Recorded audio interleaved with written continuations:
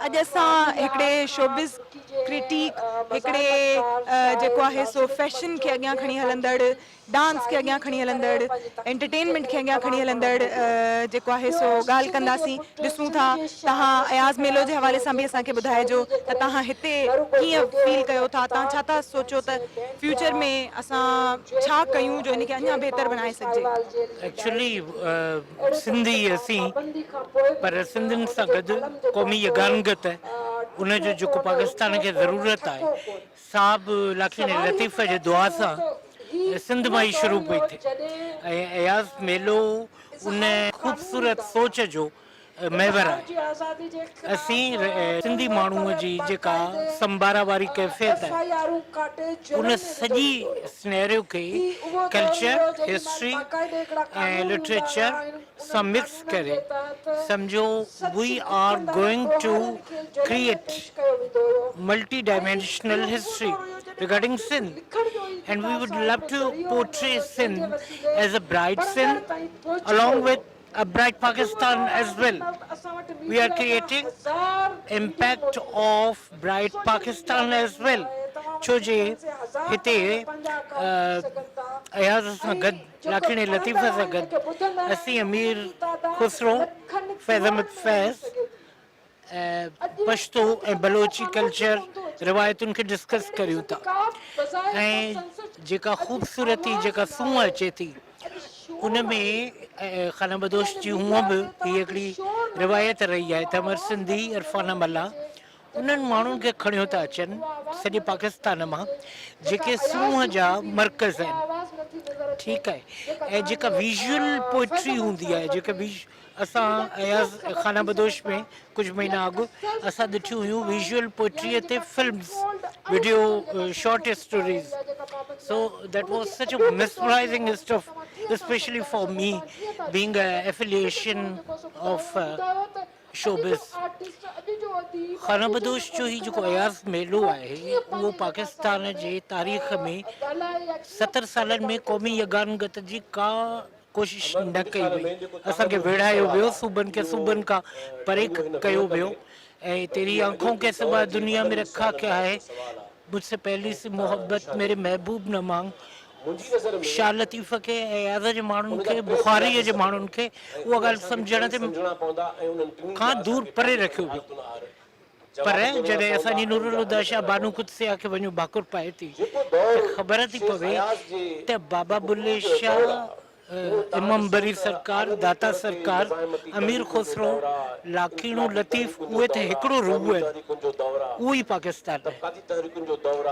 जेॾी महिल असीं बाबा बुल्ले शाह जे नाले ते जिमिर विझूं था त उहो लाखीणे लतीफ़ जो हमरचो उन में ई शाह लतीफ़ जूं जेके सूरमियूं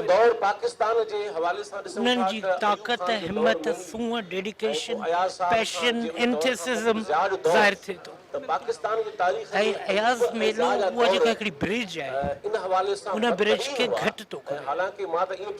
if you want to connect Pakistan then come to Ayaz मेलो।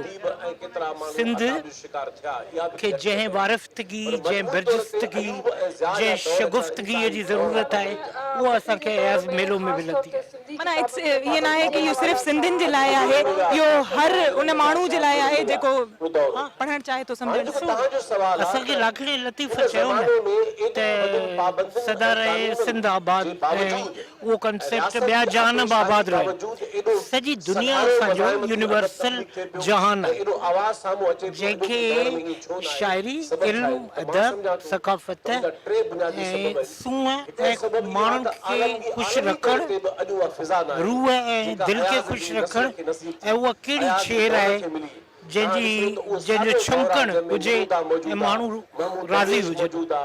उहा कहिड़ी शइ आहे जेका असांजे दिलि खे शेर वांगुरु छमकाए। अच्छा हिकिड़ी ॿी बि ॻाल्हि की हिते असांजे मुआशरे में अगरि तव्हां ॾिसो था त जेके सिंधी आहिनि ख़ासि करे उहे हिकिड़ो शर्म महसूसु कनि था सिंधी ॻाल्हाइण में ऐं हिकिड़ो इन्हनि मेलनि में इन्हनि जेको आहे न तक़रीबुनि में अचण सां असांजी नौजवान नस्ल खे इन में को बि दिलचस्पी न आहे त उन जे लाइ तव्हां छा चवंदव त उन में छा?